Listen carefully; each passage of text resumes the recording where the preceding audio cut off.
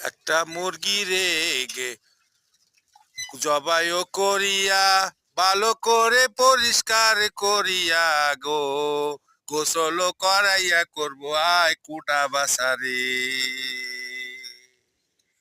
এখন কি সুন্দর ভাবে দেখুন দুচ্ছে ধুয়ে মুছে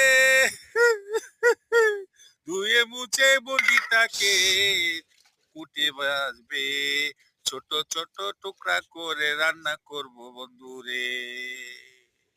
কিভাবে দেখুন ধুচ্ছে পরিষ্কার করে ছোট ছোট টুকরা করবে রে ও বন্ধুরে।